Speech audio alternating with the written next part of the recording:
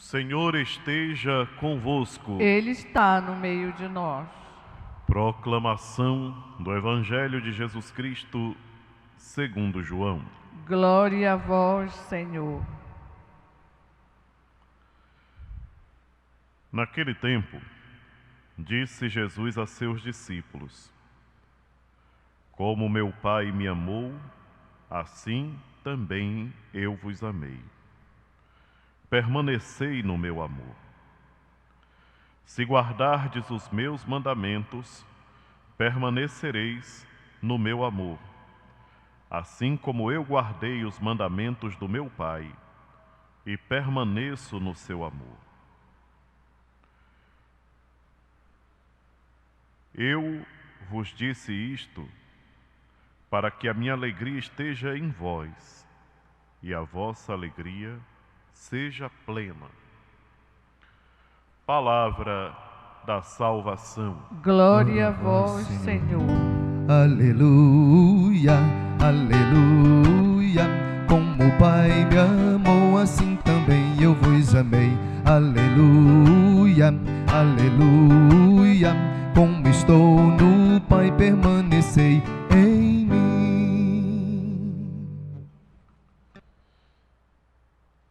Queridos irmãos e irmãs, nós estamos praticamente concluindo mais um mês e chegamos à quinta semana da Páscoa. A palavra de Deus tem nos dado a oportunidade de aprofundar ainda mais sobre o sentido do ser cristão. O Evangelho de hoje nos fala claramente desse ser cristão. Seguir Jesus Cristo significa contemplá-lo e procurar entender tudo aquilo que Ele vai nos orientando, como acabou de orientar nessa palavra que nós ouvimos. Como o Pai me amou, assim eu vos amei. Permanecei no meu amor. E antes que nós perguntássemos, Senhor, como eu posso fazer para permanecer no teu amor? Ele já nos responde dizendo que para que consigamos permanecer no seu amor, é necessário que nós coloquemos em prática os seus ensinamentos, os mandamentos do Senhor. É muito importante, queridos irmãos e irmãs, nós ouvimos essa palavra e nos apropriarmos dela mesmo, tomarmos posse e colocarmos em nossa vida, porque somente no esforço contínuo de colocar em prática os mandamentos do Senhor é que nós encontraremos sentido para a nossa vida. Não há outro que nos possa salvar, só Jesus Cristo. E a salvação vem justamente dessa adesão que nós devemos fazer, não todos os dias, mas todas as horas. A confiança que nós devemos aumentar cada vez mais na pessoa de nosso Senhor Jesus Cristo.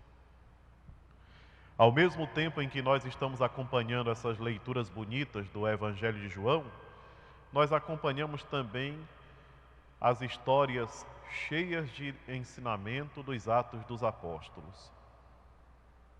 E hoje, dando continuidade a essa discussão entre os primeiros cristãos a respeito dos pagãos, se poderiam ou não fazer parte da comunidade cristã, nós observamos o quanto a palavra de Deus, quando bem conhecida, é importante para ajudar no nosso discernimento.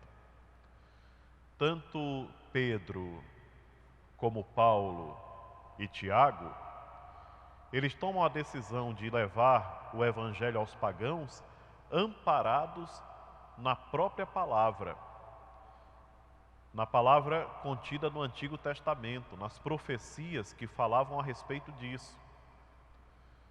Tiago, nesse trecho dos Atos dos Apóstolos, fala claramente, faz referência a passagens bíblicas do Antigo Testamento para dizer que Já era previsto no plano da salvação que o evangelho fosse anunciado também aos pagãos, aqueles que não pertenciam à religião judaica, aqueles que não tinham o conhecimento das tradições que o povo de Deus do Antigo Testamento colocava em prática.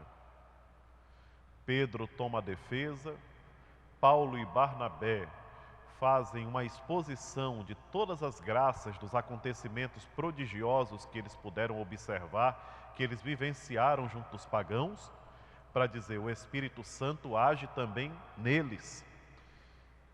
E Tiago conclui aquela exposição mostrando que Deus já tinha se manifestado, já tinha apresentado claramente através das profecias que chegaria o momento em que a salvação seria também levada a todos os homens e mulheres de todas as raças e línguas, como a gente ouve tantas vezes em tantos textos da Sagrada Escritura. Qual a conclusão que nós tiramos para o nosso dia a dia, meus irmãos e minhas irmãs? Primeiro, para mim é muito claro, para nós nos tornarmos cada vez mais discípulos de nosso Senhor Jesus Cristo, nós precisamos pôr em prática o que Ele nos ensina, não é verdade? Para que nós possamos colocar em prática o que Ele nos ensina, é necessário conhecermos a Sua Palavra. E a Palavra de Deus, nós não conhecemos só uma vez que nós lemos, não. É preciso aprofundá-la sempre. Esse texto do Evangelho que nós acabamos de ouvir agora, se nós formos ler mais tarde, lá pelas 10 da manhã, nós conseguiremos encontrar mais alguma coisa que até então nós não tínhamos percebido. Se lá pelas 3 da tarde, depois de ter rezado um texto da misericórdia, nós formos mais uma vez ler esse mesmo texto, nós vamos aprofundar ainda mais e entenderemos mais um pouquinho. Não é que muda o sentido não, viu? Alguém poderia dizer assim, mas muda o sentido? Não muda. O que acontece é que cada vez que você se debruçar para ler essa palavra, você conseguirá perceber coisas mais profundas. E é isso que nós temos que aprender a fazer.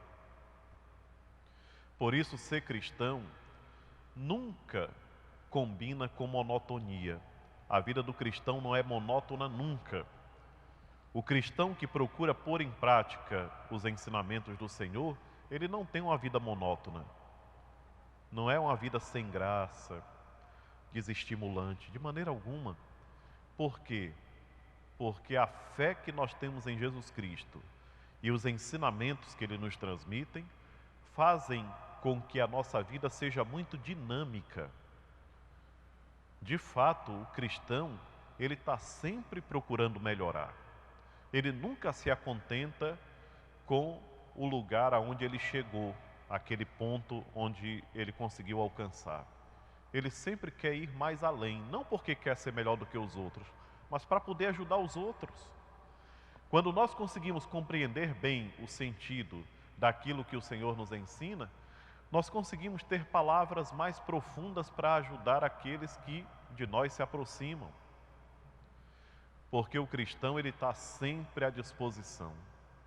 O seguidor de Jesus Cristo, ele está sempre pronto para oferecer a sua mão amiga, a sua ajuda. E é isso que nós devemos procurar fazer todos os dias. Nós estamos em um tempo de graças. Por mais que as situações que estejam ao nosso redor sejam adversas, nós estamos num tempo de graça. Deus está agindo fortemente. O Senhor está agindo com tanta força que até aqueles que não consideravam, aqueles que não se davam conta, estão percebendo a ação de Deus. Vocês sabem disso. Quantas conversões verdadeiras, quantas transformações de vida. O problema é que nós temos uma tendência a voltar o nosso olhar para aquilo que é pessimista. Mas nós não nos devemos deixar levar pelo pessimismo, meus irmãos e minhas irmãs. Não deixem que o desânimo tome conta de vocês, pelo contrário, renunciem. Quando a gente faz a renovação das promessas batismais, no dia de um batismo, na vigília pascal, quando a gente vai fazer a primeira comunhão, a crisma, todas as vezes que nós fazemos a renovação das promessas batismais, as 3 últimas promessas que a gente faz, nós falamos creio. Mas as 3 primeiras, nós renunciamos. Essa renúncia, ela é muito importante. Nós temos que aprender a renunciar tudo aquilo que não presta. Vem um pensamento ruim, renuncia. Vem um desânimo, renuncie. Mesmo que você esteja se sentindo tão desanimado, renuncie. Renuncie ao desânimo. Renuncie àquelas coisas que vão aparecendo dentro de você para dizer, não adianta lutar, deixa de lado, para que isso? O amor de Deus por nós foi tão grande, e é tão grande, e continuará tão grande, que Ele não desiste da gente.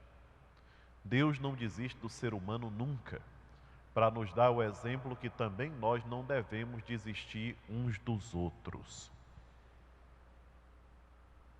Por isso, queridos irmãos e irmãs, procuremos viver cada vez mais atentos à palavra de Deus. É muito importante. Nós estamos no ano da misericórdia, e nesse ano da misericórdia, nós nos lembramos também que a misericórdia caminha a par e passo com a justiça. Hoje em dia tem uma tendência, sobretudo de quem não tem muito discernimento, a de vez em quando está dizendo, mas não é o ano da misericórdia? Mas não é o ano da misericórdia, como se fosse o ano do permissivismo, o ano de que a pessoa pode fazer tudo. Não. Misericórdia é a resposta de Deus que nos ama com amor infinito e que acolhe o nosso pedido de perdão, mas se tem arrependimento. Tem que ter arrependimento. Tem que ter contrição, tem que ter vontade de mudar. Porque junto com a misericórdia de Deus caminha a justiça. Eu gosto sempre de lembrar de um ícone de Nosso Senhor Jesus Cristo, que parece que está lá no Monte Sinai, se não me falha a memória, um ícone antigo, onde Jesus Cristo foi pintado naquela tábua com um olho diferente do outro, um olhar mais atento e um olhar mais tranquilo, mais sereno. E é justamente a ideia que o autor daquele quadro quis passar para a humanidade. O Senhor é infinitamente misericórdia, mas é infinitamente justo. O Senhor é justo e é misericordioso. Alguém às vezes vai dizer assim, mas se é misericórdia, é justiça também. Nós temos que entender muito bem isso, meus irmãos e minhas irmãs, para não abusarmos de maneira alguma de uma dádiva tão especial como a divina misericórdia. E é isso, permaneçamos no amor do Senhor, procuremos perseverar todos os dias. E não basta só ouvir a palavra, é necessário também rezar. A oração tem que ser o sustento nosso de cada dia. Nós não podemos rezar só em 3 momentos durante o dia. Tem gente que diz, não, eu rezo. A oração é o respiro da alma. Nós passamos o dia todo e a noite respirando. Nós não podemos parar de respirar. Da mesma maneira, nós não deveríamos deixar de rezar um momento. A nossa vida tem que transformar-se em oração contínua. Aí alguém vai dizer, então eu não vou mais trabalhar, não vou mais conversar com os outros, não vou fazer mais minhas atividades? Digo, vai. Mas tudo o que fizerdes, seja feito em espírito de oração. Aí sim. Você está ajudando uma pessoa, você está rezando. O seu pensamento é o veículo rápido que você tem para chegar a Deus. Você está fazendo uma tarefa? Reze. Você está caminhando? Vá rezando. Às vezes nós perdemos tanto tempo pensando besteira, quando poderíamos aproveitar para poder aumentar nossa intimidade com Deus. Então, fica para nós o compromisso, nessa quinta-feira, com a graça de Deus, de nos esforçarmos um pouquinho mais para colocarmos em prática os ensinamentos do Senhor, porque assim nós estaremos acolhendo o seu amor em nós e seremos capazes de amar aqueles que de nós se aproximam. Seja louvado nosso Senhor Jesus Cristo. Para sempre seja louvado.